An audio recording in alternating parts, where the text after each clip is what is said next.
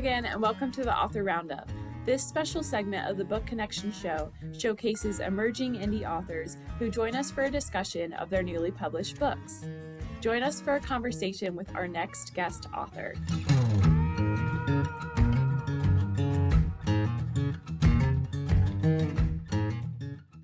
Hi there, welcome to Author Roundup. My name is Emma Kriegbaum. Today I have guest and self-published author Jorge Toledo. He is a Venezuelan-born American citizen and a multifaceted individual with a remarkable journey. He is a former oil and gas executive. He's also an accomplished musician, marathon runner, and survivor of 1,775 days of unjust detention in Venezuela. Toledo now uses his experience as a professional speaker, advocating against hostage diplomacy and inspiring others with his story of endurance and transformation. Today, he is here to discuss his book, 1,775 Days of Captivity, Survival and Growth. Hi, how are you today? Can you describe your book for us? Well, first of all, thank you for having me today. Yes, thank you for being here. It's an honor and a huge pleasure.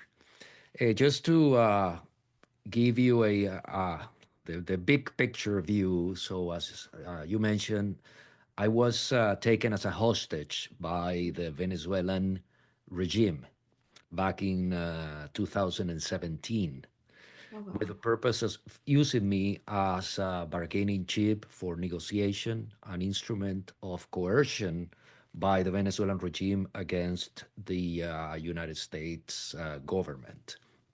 That implies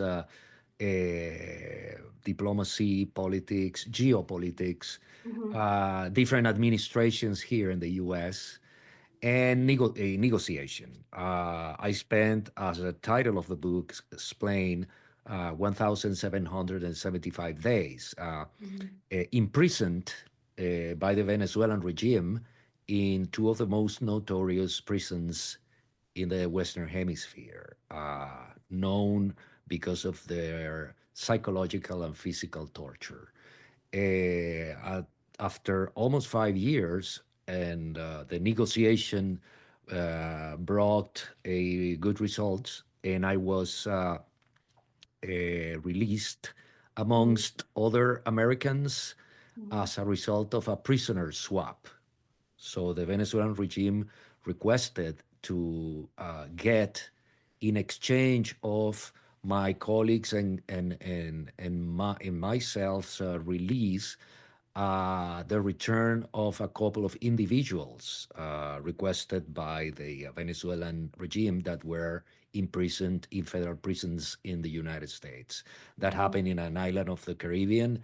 And then, but besides, the narrative of explaining, the conditions in prison, the events, I wanted to convey the message on how I managed to survive this brutal and harsh imprisonment. And I think that's the core message that described my book, not only during captivity, also what happened next whenever I came back to the normal life, to the normal world after 5 years of being imprisoned in an underground dungeon. That's the big picture of my book. Okay. And what were the events leading up to your capture?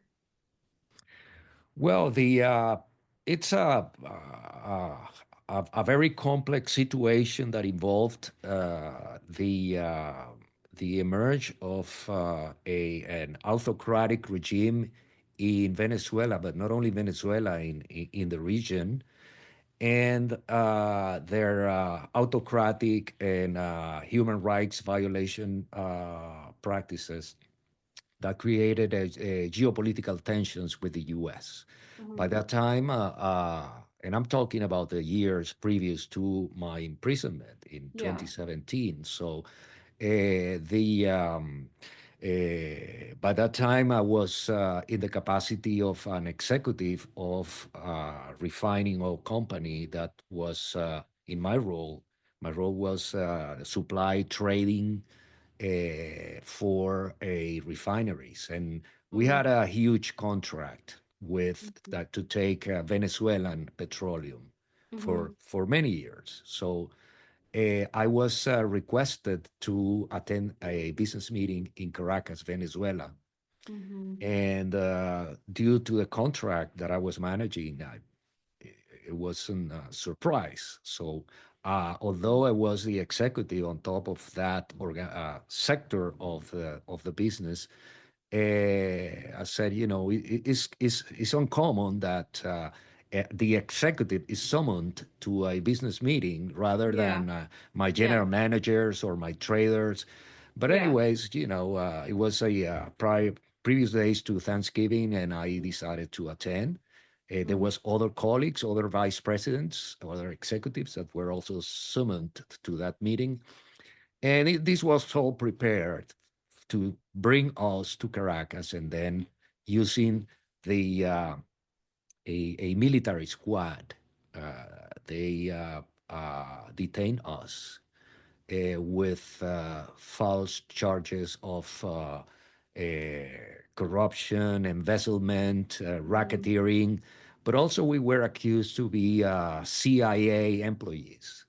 And I was also accused to collaborate with the US government on imposing economic sanctions to Venezuela Mm-hmm. and the government officials. By that time, in August 2017, just a few months prior to my detention, the first Trump administration imposed severe economic sanctions to Venezuela for the very first time Mm-hmm. that prevented Venezuela to commercialize their crude oil, Mm-hmm. do transactions, use the American banking systems, etc. So Mm-hmm. that were the events prior to my detention. So Mm-hmm. when obviously when we were detained and when I was detained, I was in shock. I didn't know, Yeah, I what. bet. I'm just doing my job, and Yeah. I'm not a. Yeah. I have nothing to do with this.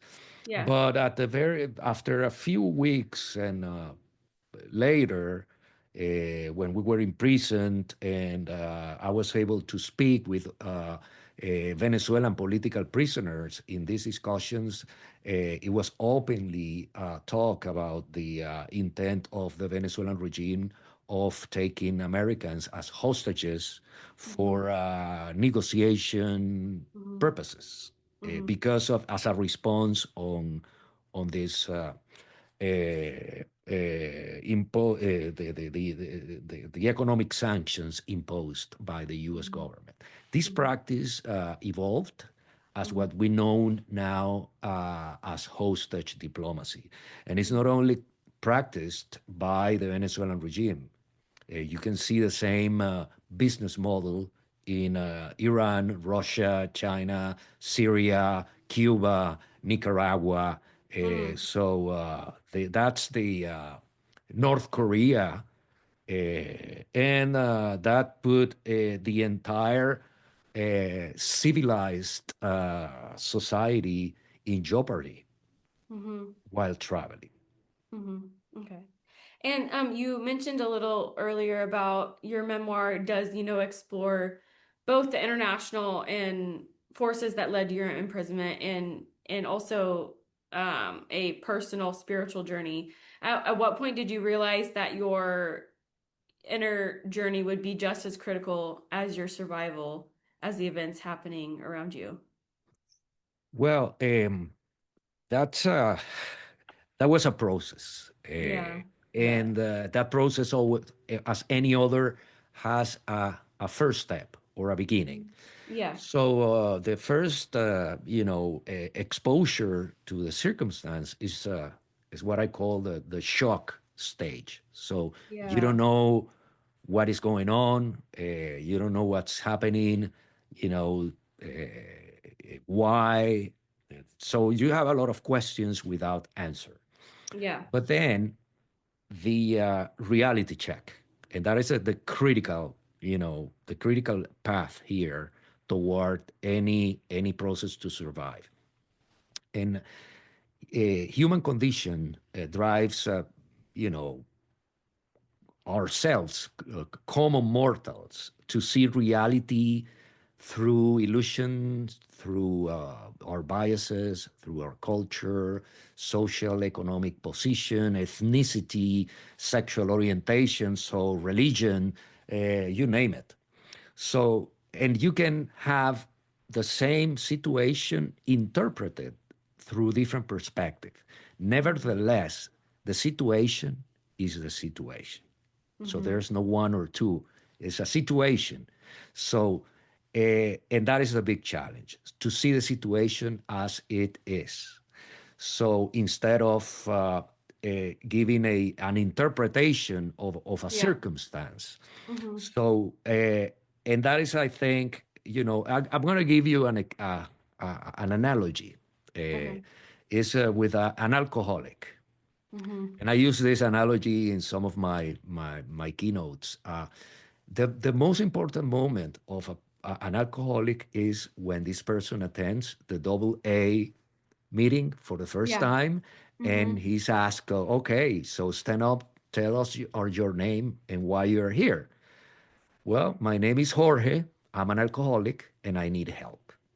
So that is the moment, the most important moment when you acknowledge Yeah. reality as it is. So you Mm-hmm. acknowledge the what.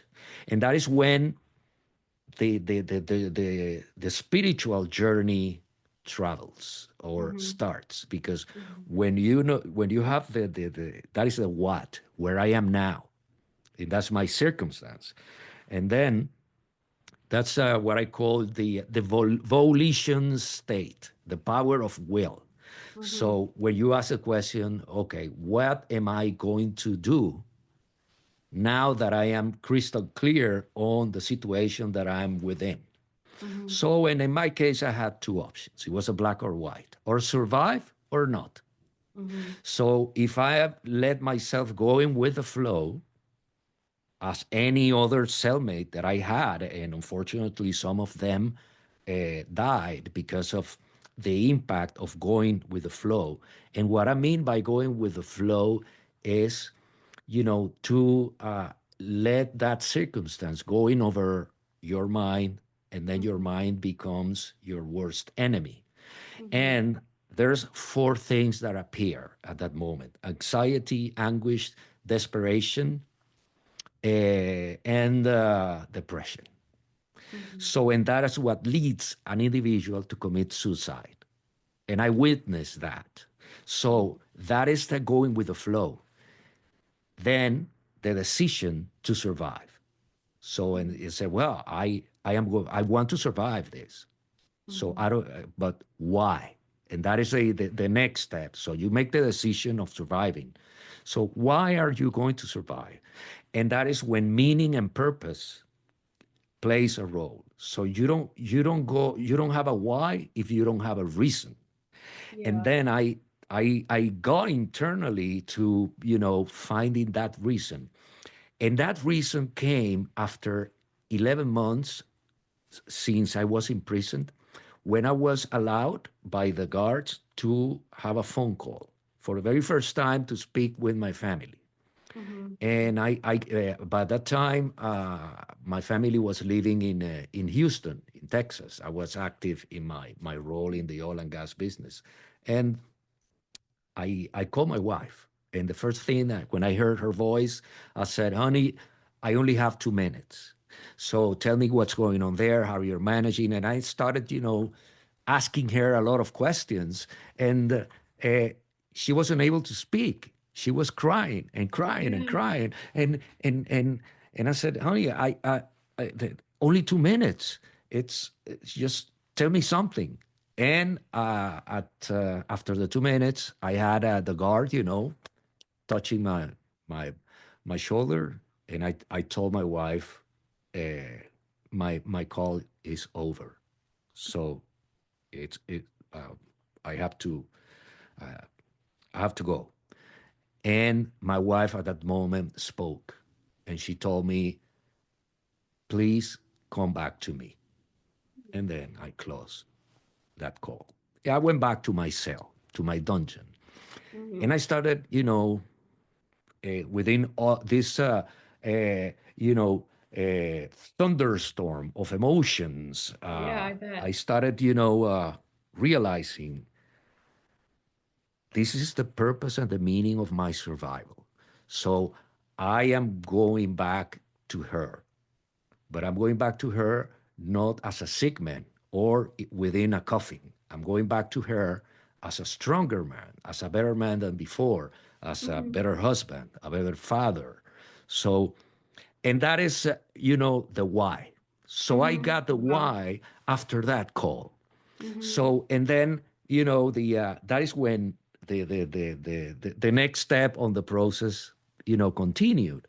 So I had the what, Hmm. I had the why, Yeah. and then I needed to establish a plan, which is the how. So within that how I got, I went through an inventory of my life, what it Hmm. was relevant, what was not, and Hmm. also what was under my control. And I Oh. realized that I had nothing under control but three things: my mental, physical, and spiritual health. Hmm. And at that moment, I said, that is, the areas that are going to be focused working on. I need to develop a plan to preserve my mental, physical, and spiritual health, and then to move forward into survival. And I Hmm. developed a routine in order to work strictly in these three areas. So I had my wife hired attorneys. My wife took over, all the household needs. So I do not have control. I do not even have communications with her to, Yeah. try to give her some sort of ideas or advice. So I need to trust what she's Yeah. doing. So, Hmm. but I need to focus in And my you. what is under my control. And I develop a plan that involved, all this combination of mind, body, and spirit. And then, whenever in parallel the governments reach an agreement after Hmm. almost 5 years on my release, I was released and I came back. So that's the whole picture of. There's a lot of information that I describe in the book. Yeah. What I did to preserve my physical Yeah. health, my mental health, Hmm. and my spiritual. So I I did a lot of meditation, yoga. I'm a musician, and as part of my meditation, I try to recreate music and deconstruct music in my head. Okay. So making music sound in my head. So and from the spiritual standpoint is just to address the concept of life as Hmm. something as part of the universe rather than being just an individual in a very specific situation. Yeah. So I leveraged also my spirituality at that moment. I Since 1985 I practice Buddhism. So Oh, okay. I have Okay. 40 years as a Buddhist, Oh, wow. and my Buddhist practice was the complement on or the what fueled the Hmm. my Yeah. survival I bet. process. Wow. And so your book highlights that while this is your story, it ultimately invites readers to reflect on their own journey. What do you hope readers or listeners take away about resilience and personal growth from from your experience? Well, the I think the when I was in the process of putting together the book, when I came back and Yeah. faced a lot of challenges because the story doesn't end whenever you're released. That's the end of one chapter, and when you come Oh, back, okay. the beginning of a new one, which represents the facing a lot of challenges. When my wife once asked me, if you want to write a book, tell me in one statement, what is the message that you want to convey? Hmm. That was one of the hardest things that I faced in life because I had a huge event with a lot of implications, and and interpretations. Mm-hmm. But I was able to find that Okay. statement. Yeah. And my statement is you can extract value out of adversity, obstacles, and challenges. And Mm-hmm. that is the true message that I want to convey with my book. Mm-hmm. Okay. And so who did you have in mind when you wrote this book for? Did you have a specific person in mind to get the most out of your story and experience? Well, the well, when I came back, the tr- the second reality check was Mhm. that the facing the pain that my family had Well, as a yeah, consequence I bet. of my event, and Mhm. particularly my wife. And I understood that my wife was the fundamental force of my survival. What she did, Mhm. you know, here, to deal with media, with government, also my son and my daughter. But I added as as a key character in my story, my wife. And there are some segments, even a chapter that she speaks in first person. So Oh. because I think that in a situation like this, in a hostage situation, most of the people thinks about the hostage, the one that is in prison.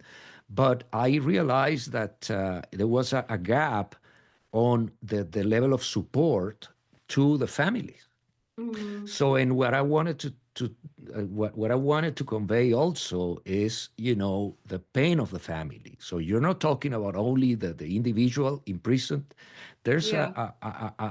there's family, friends, co-workers. So there's a lot of people that is impacted by this evil practice of taking hostages as a bargaining chip by a state. Yeah. So and I decided to have my wife as a key role in having a key role in my story, in order to Mhm. reflect not only what she did in reality, because this is factual, so it's my biography, it's my life, it's a Yeah. memoir, but also, the impact in the family. So try to create awareness that, in governments, NGOs, and other organizations that could support people within this situation, that you need not also to support the hostage, also the families, because they are also impacted.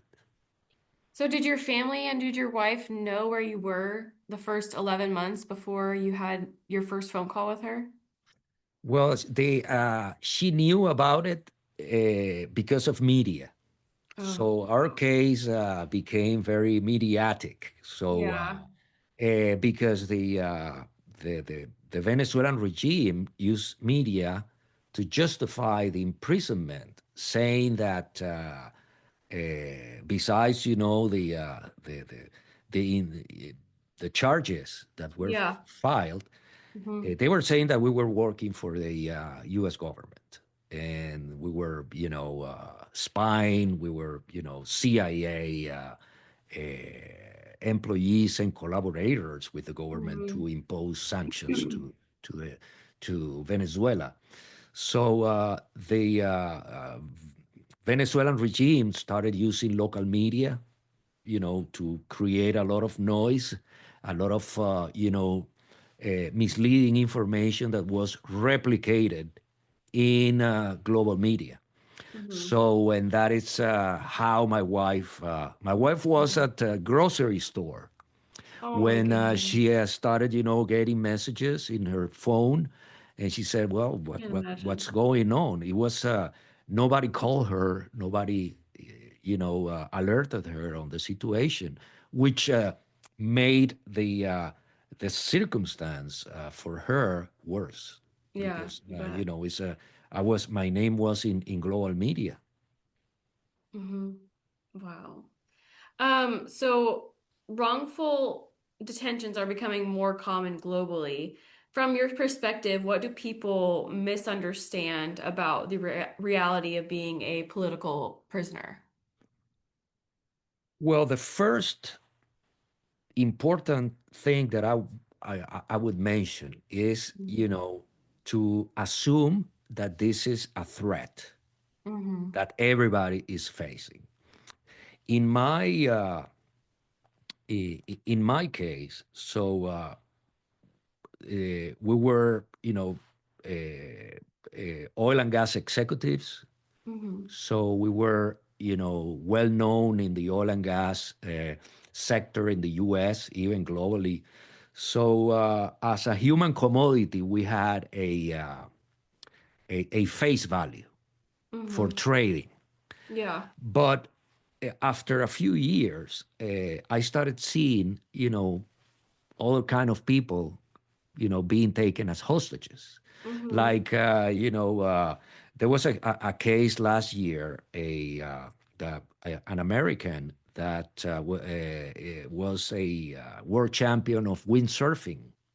Mm-hmm. And he was back in over a year ago, he was attending a world tournament that was held in Colombia. Mm-hmm. So in the his spare time, he rented a scooter and started, going around the area, and reached a location in the nearby of the Colombian Venezuelan border. Mm-hmm. So he's an athlete, so he's just participating Yeah. in a tournament. So the Venezuelan National Guard that was in the bordering spot in the Venezuelan area, crossed the Yeah. border, entered Colombian territory, and took this individual as a hostage and bring it back to Venezuelan soil. And then he was taken to the same military prison that I was, but fortunately he was negotiated early this year Mm-hmm. by the new administration, and he was able to come back with all the Americans that remained in Venezuela. That I understand that there were 12 or 13 Americans, and there were, individuals of any background, any profile. So they are Mm-hmm. targeting anybody with a blue passport in Mm-hmm. our case. Mm-hmm. Nevertheless, they are French citizens, Spanish citizens, Portuguese citizens, Italians in Mm-hmm. Venezuela imprisoned within the same model of hostage diplomacy. So, in summary, this is a situation that we're facing as a society, and is Yeah. fueled by two main reasons. And this is my takeaway after 5 years. The first one, obviously, is as I mentioned, the face value of the human commodity. So, the exchange value for the Venezuelan regime. And the second is impunity. So Mm-hmm. these people do these things, they do the trading of humans, and then, everybody goes home and nothing else happened.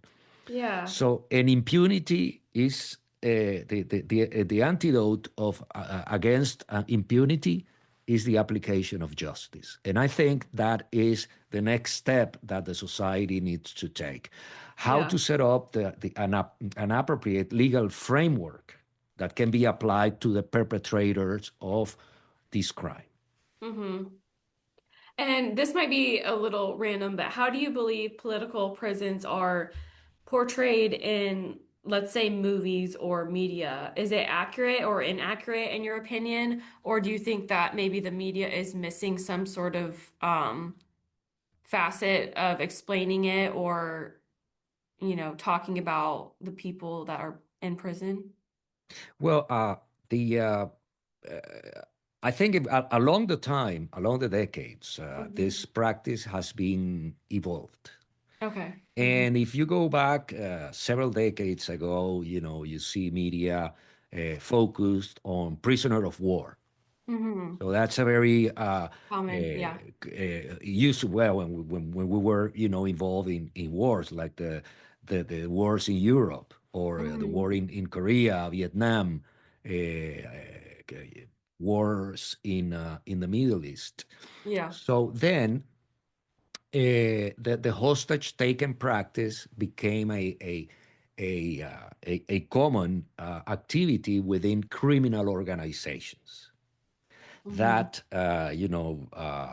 like drug cartels or terrorist organizations like Mm-hmm. Hamas or Hezbollah and that kind of people.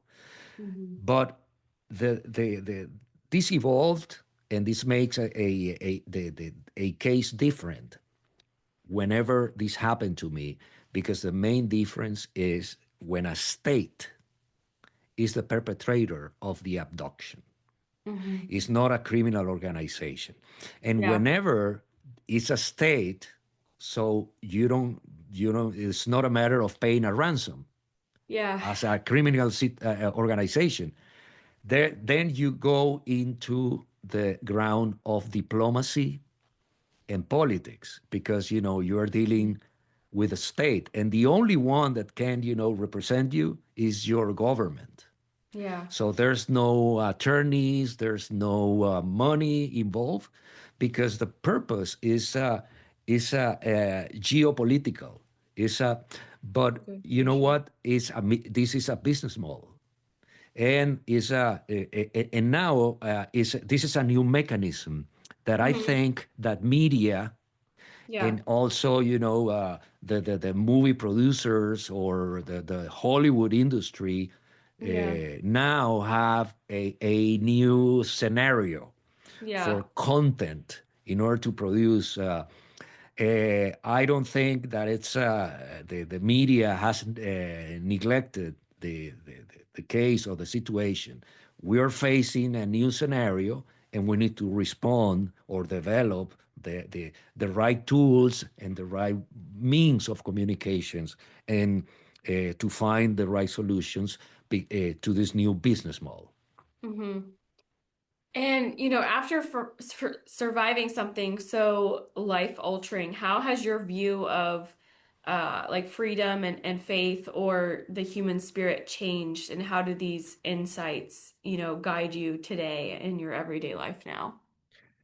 Well, my situation was a life changing one. So Yeah, absolutely. definitely. So there's a before and after. So, Yeah. and that's why the subtitle of my book is Survival and Growth. Mm-hmm. So I feel that I evolved toward a different type of life. So, Mm-hmm. and that's my process at that time was, that, or my options to approach this internally was like, when you say, somebody did something wrong to me. There's a bad guys that attack me, and or maybe you ask the question that perhaps I did something wrong and I didn't know that I was wrong, and as a consequence, I am I am facing the situation. Mm-hmm. Then other level that it is closer to spirituality is thinking this is the consequence of my karma. Mm-hmm. So an action in the past or maybe in a previous life brought me into this situation, Mm-hmm. and justifying the fact with the cause effect relationship, which is karma. But I think I discovered that there's an upper level. And my upper level was, maybe I am facing this situation as a prerequisite for moving my life to the next level, to become a better and more evolved human being. Mm-hmm. And then that is when everything changed. Mm-hmm. So, and that is when the extraction of value out of adversity comes into the picture. So you don't have you, and that is one of the basic principles of the ancient Buddhism, almost Mm-hmm. 30,000 years ago: Yeah. detachment. So detach of guilt, detach of everything. Just focus on, extract the maximum value out of what you are living. Mm-hmm. So, and I started thinking on, the anything in life is in a temporary basis. The only Mm-hmm. permanent thing in life is change. Yeah. So, True. I didn't know when my ordeal was going to finish, so Mm-hmm. when and how, but I had the conviction that it had an expiration date. Mm-hmm. And that was my prerequisite to move my life to the next level. And that is tied with the purpose and meaning that I spoke about earlier. So when I said, I am going to, I'm going back to my wife Mm-hmm. as a better man, stronger than before, a better husband, a better father. So I'm going to use this harsh experience in order to Mm-hmm. move my life to the next level. And Wow. that is the That's a great how the perspective. circle closes. Oh my goodness. So you were in captivity for like the title of your book, over 1,000, almost 2,000 days. Did it feel that long, or how did time move when you were in prison? Well, in there's the like the tree view and the forest view. So Mm, when you see the tree is when you live every day once at a time. yeah. So you focus on your today, Yeah. not Mm, what's going to happen tomorrow or what brought you to that circumstance. Is mm-hmm. I have an objective, survival Mm-hmm. in under a pre-established conditions. So Mm-hmm. I need to work in my daily activities toward the accomplishment of that objective. That is what I call the tree view. So you're Mm-hmm. seeing the tree. Yeah. Now let's see the forest. So when you see the forest, is you close the cycle, past, present, and future. And that is when the impermanence of any aspect of the universe comes into the picture. So Mm-hmm. having the conviction that you are in permanent change, and it's like when you go to a huge field with cover of grass. Mm-hmm. So and you start seeing the grass is growing, but you cannot see it growing. So Mm-hmm. the human vision is not able to see the process that the grass follows to grow. Mm-hmm. Nevertheless, you have the conviction that it is growing.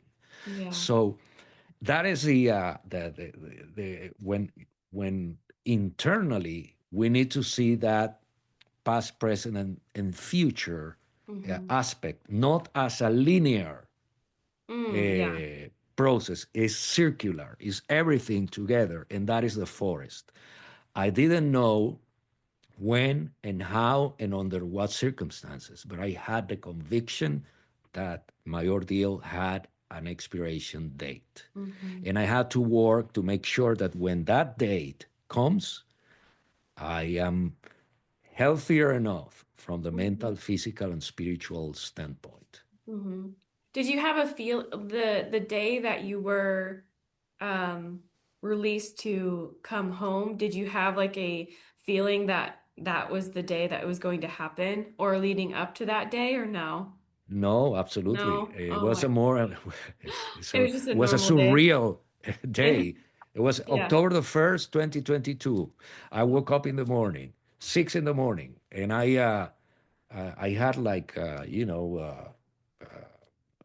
I was sleeping over a mat on Mm-hmm. the floor, and I stretched, and as any other day, and then a guard came in, very unusual, and asked me to dress up Mm-hmm. because you have a meeting with the head of the prison with Mm-hmm. some other individuals. And when I dressed with the prison uniform, and I was escorted by two guards and Mm-hmm. taken to an office. And there was a group of people and my colleagues and other Americans. And they said, "Well, you're going home today." And I said, "Hey, just for my clarification, home in my case is Houston, Texas. Mm-hmm. So is that where I am going to? Mm-hmm. And the guard said yes. So we need to follow a protocol. And so they asked me to brought me a lot of papers saying, that I was treated very well. I was like, describing like an all-inclusive resort, so something like that. And I said, well, where do you want me to sign? I want to go Yeah. home. So, Yeah. Hit me uh, out. He's right. and I they taped us with a video saying the same thing.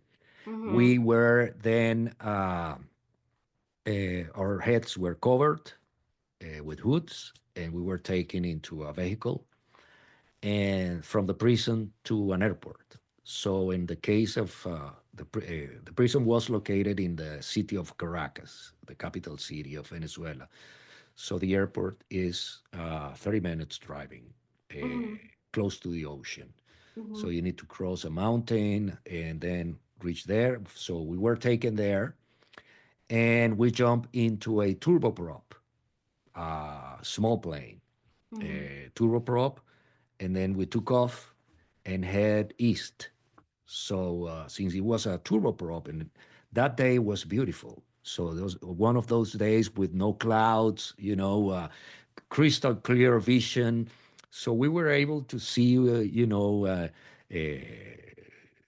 at that time inside the plane, the hoods were taken so out, so we were able to see Mm-hmm. the surroundings, Mm-hmm. and we were heading east, like toward the Caribbean. Mm-hmm. One of my colleagues was concerned about. He was saying, "Hey, they're taking us to Cuba." Yeah. He was saying, "No, take it easy. So we don't know where we're going yet. So just relax." Yeah. And we landed in a small island in the Caribbean, which is in the Eastern Caribbean. And we waited there at the tarmac inside the turboprop until a couple of jets, three jets landed. Two of the jets had in their identification the letter N as Norman, and that identifies American planes, Mm-hmm. and the other YV, which identifies a Venezuelan plane. So after a few minutes and a lot of tension, so a representative from the U.S. Department of State, the Ambassador Roger Carstens, at that time was the special presidential envoy for hostage affairs in the Department of State. He Mm-hmm. came in with the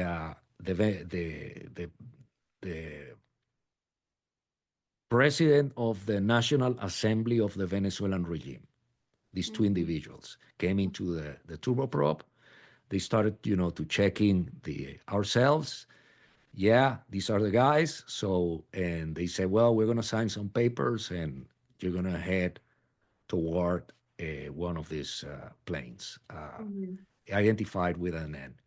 Mm-hmm. So when that happened, they asked us to go in line, walk, watching to the ground, and but you're at that moment I had like 360 vision, so seeing Yeah. everywhere, and there were two individuals that crossed the tarmac Mm-hmm.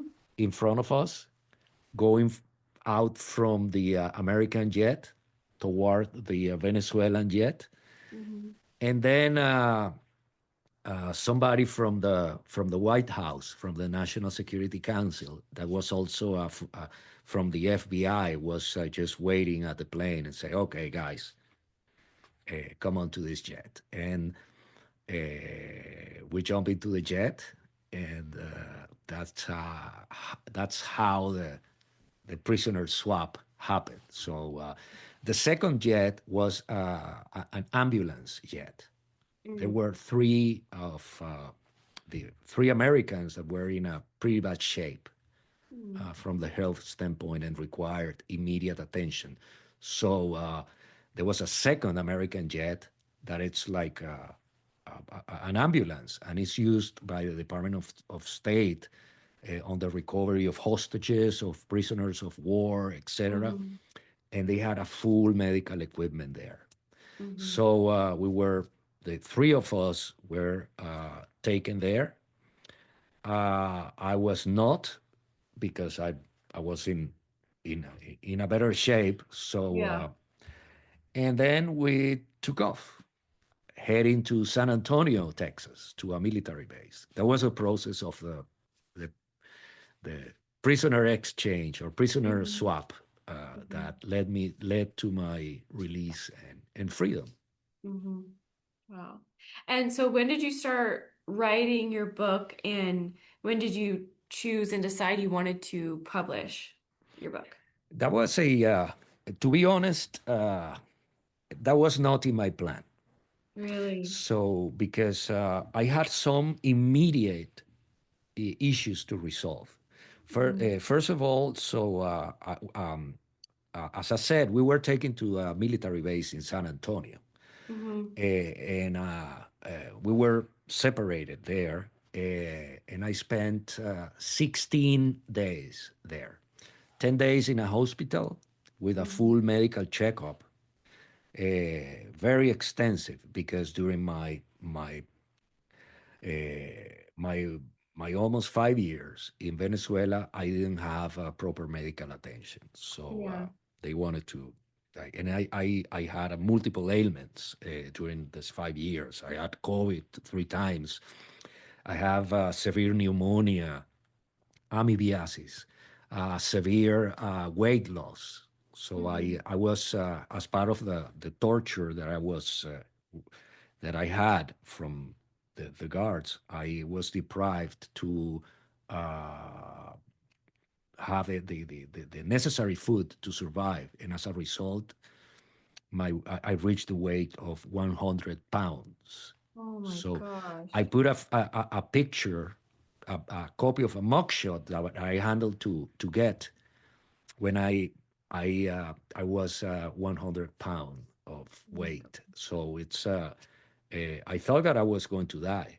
Mm-hmm. So in this after these 10 days, I spent 6 days with psychologists and psychiatrists for a psychological test, and also I was interviewed by the people from the army, FBI, CIA, Department of State, Department of Justice, Mm-hmm. the National Security Council. So it was a very intense. So then the after that, the psychologist from the army said, you're a very strange case, because the base case scenario in situations like this is to come back with some sort of trauma, commonly Yeah. PTSD.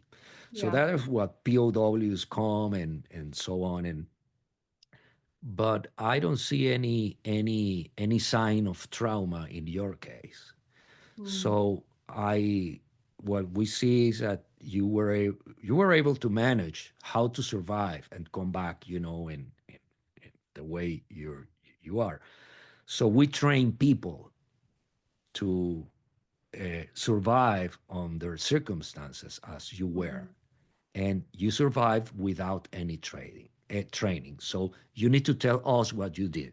Yeah. So and then I went back home and I dedicated myself to for multiple issues in my household, Yeah. financial, legal, and with my employer. So and then early 2023, I received a call from one of the psychologists from the army, and he Mm-hmm. invited me to speak for 60 minutes in an event that they had in Camp in North Mm-hmm. Carolina, Mm-hmm. for the candidates, new candidates for the special forces, in order to tell my Wow. story and tell them Yeah. what Yeah. I did.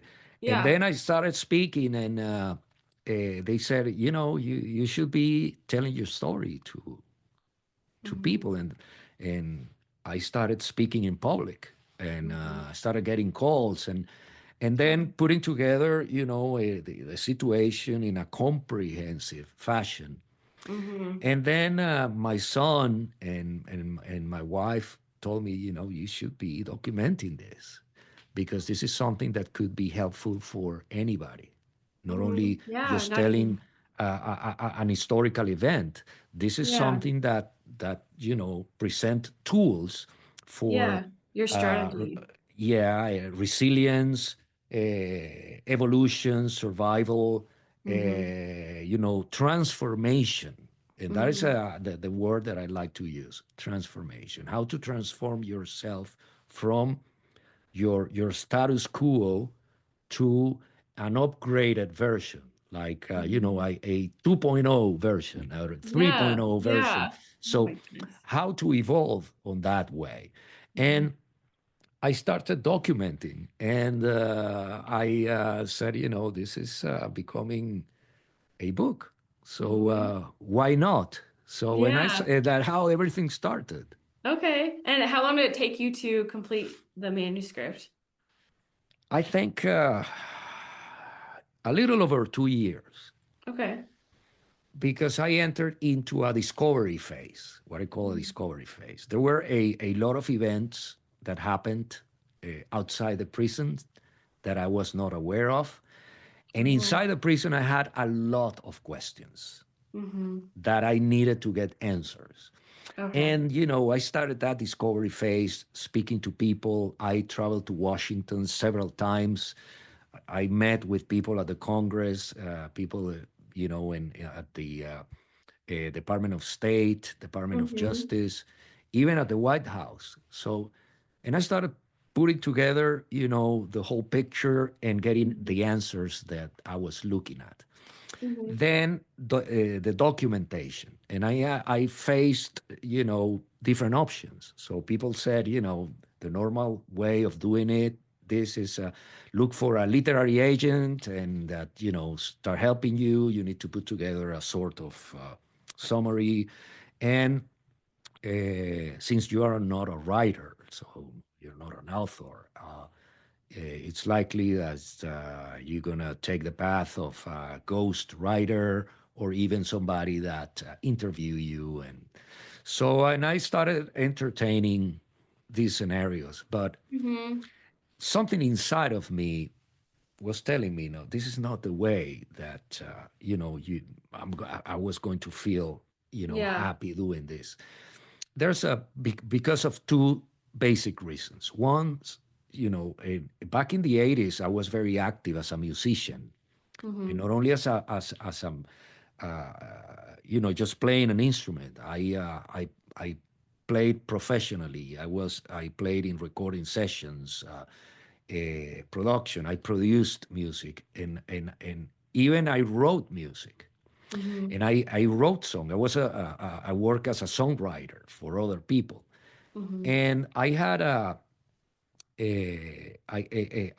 lot of inquiries on music, particularly song, because the way I wrote the lyrics, I added a lot of poetry, metaphors. So Mhm. I treated the language Mhm.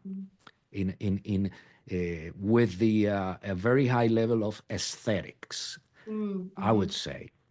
At that Mhm. time, it was in Spanish, but I have spent more than 40 years in the US. So now I feel that I speak better English than my mother tongue in Spanish. Mhm. So because of my so many years here. Yeah. So, and I said, if I write a book, I would like to keep the same flavor and the same degree of aesthetics in the prose, in the Mhm. way I deliver a message.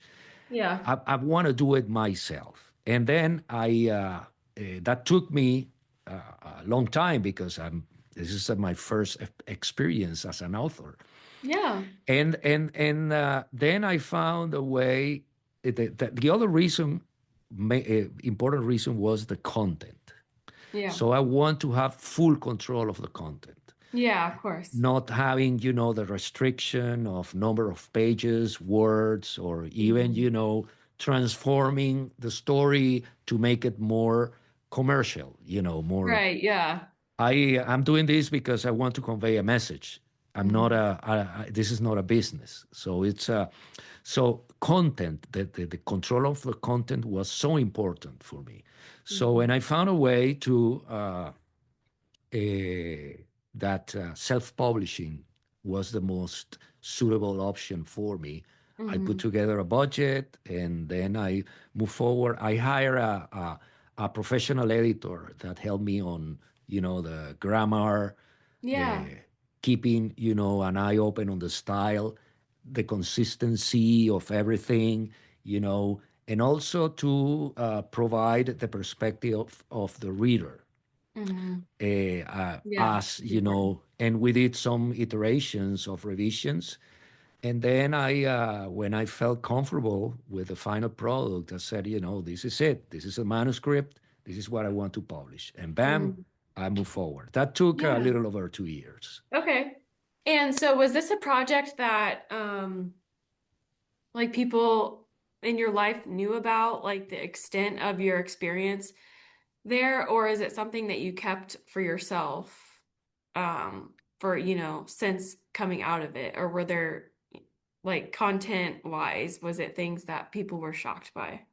Well, yes, Yeah. from two main reasons. One is the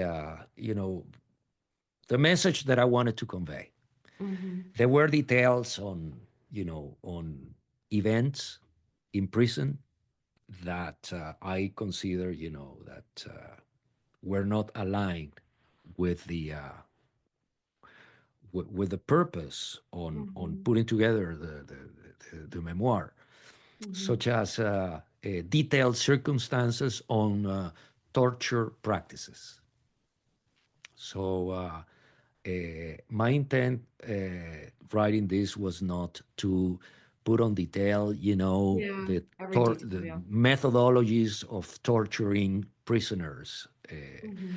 or some events in the Venezuelan courts, or events with the guards, or events, at the detention. So I took out some events that I said, this is very hard, and I don't even want to get my family aware of some of these events. I said, this Right. is Yeah.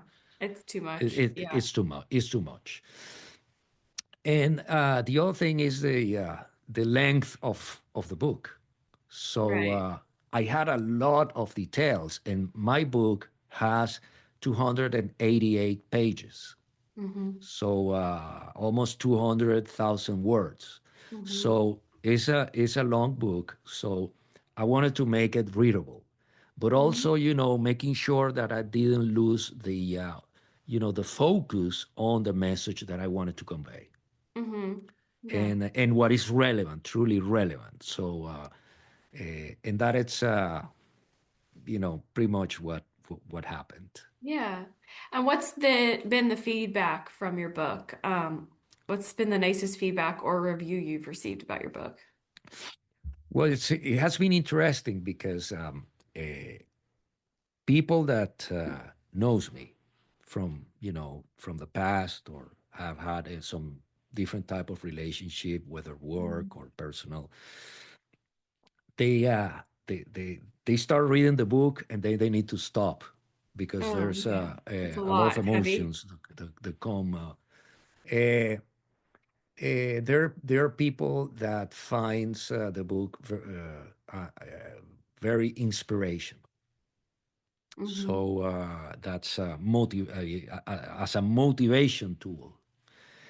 Uh, there's other people that have been more technical, and I have to mention a couple of comments that I got. It's like in it was they associated my message as a modern event that Hmm. was brought by two authors in the past, Hmm. in the back in the 1940s, in the post World War II Hmm. era. Viktor Frankl it was a survivor from the Auschwitz concentration camp, wrote a Mm-hmm. book called Man's Search for Meaning.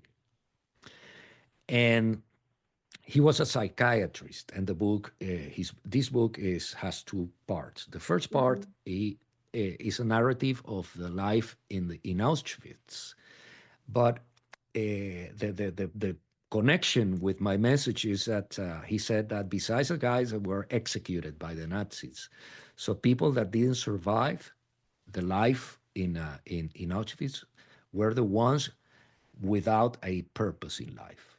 Mm-hmm. So without a reason to Yeah. survive and come back. And that is Yeah. a common point with my message. The Mm-hmm. second part of his book is his medical theory on Mm-hmm. and he developed after coming back as a psychiatrist. Mm-hmm. The second one is the Long Walk to Freedom by Nelson Mandela. Mm-hmm. That process, Nelson Mandela had more time in prison than me, but the core of the Mm-hmm. process has a lot of similarities. Mm-hmm. And I got the comment that these two books were written years ago, but now seems that your story is the new version of how Oh, humans wow. approach this type Mm-hmm. of situation. So I felt so honored when I read Yeah, I that. bet. So Yeah. I said, Such a good comment. if this is my mission in life, I feel that I made it. Yeah. What advice would you give to a writer working on his or her first book? Be yourself. That's I think that the for me, art is a spiritual state. Mm-hmm. So it's something that it's the superior state of a human gets information from the universe, process it, and then delivers, a byproduct after that assessment in the Mm-hmm. way of art. And that applies to a musician, a Mm-hmm. painter, and a writer. So, Yeah, like, true. I had an event in life. So, how to bring that event into a book that Mm-hmm. could be appealing or readable. So, or, you know, what was a process that, you know, uh, Vivaldi followed to write the Four Seasons? Mm-hmm. So, and create all that magnificent piece of music. So there's something internal that it's what I call the superior part of a human. Some religions or philosophies call it the soul, spirit. Even in Buddhism, it's called Buddhahood, Mm-hmm. but it's pretty close also to the concept of God. Mm-hmm. So it's like there's some artists that I know that believes that there's a superior force, which is Mm-hmm. called God, that gives them, all necessary to Mm-hmm. produce a piece of art. But in my belief, this is something that it's inside of you, and that's why I said, if somebody wants to write something for the first time, or play an instrument, or create a piece of art, so be yourself. So Mm-hmm. find that originality. Mm-hmm. So don't look for like AI to do the job Yeah. for you. So Mm-hmm. you can use AI as a tool to Yeah. enhance your process, not a replacement of that spiritual state Mm-hmm. creating a piece of art. Mm-hmm. And that is what makes a difference. That is what makes an artist different than other people. Yeah. All right. Well, that's all the time we have for today. Is there anything else that you wish to say to our audience, or do you have a website readers can find you at? Well, yeah, it's I have the book has a website. It's 1775days.com, Okay. and that is all the information related to the book can be found there. And the book is available, is already published, it's in the market online via normal, distribution, Amazon, Google Books, Barnes and Noble, even Mm-hmm. archwaypublishing.com, which is my publisher. I started promoting the book. You know, a week ago I went to the Miami Book Fair, Oh, and I nice. spent time. I presented the book. Prior to that, I went to Italy and Spain, also presenting the book. I presented the book in October in Washington D.C. Wow. That's In awesome. the also in the University of Virginia. And Okay. next year, I'm scheduled to go to in May to the London Mind, Body, Spirit Festival by the end Wow. of May. So I'm not preparing like a sort of tour. Mm-hmm. So that's a plan that I Busy. have next Yeah. year, and I'm pretty busy here in the studio. I'm currently recording the audiobook version, Oh, cool. Nice. and also, I'll be finished by the end of the year, by the end of December, and then I'm going to start with the Spanish version of the book. Great. So that is my Wow, you're busy. Yeah. what I have in the horizon. So Very cool. Well, I want to thank you so much, Jorge, for being here today and for being here to share your story. And I wish you the best of luck. thank you very much. I appreciate Yeah. it. It was a Yeah. pleasure. And if you out there wish to read Jorge's book, like he mentioned, you can purchase through Amazon or Barnes& and Noble, and also through Archway Publishing. We have an online bookstore there where you can purchase it. And I just want to say thank you so much for watching, and I'll see you next time.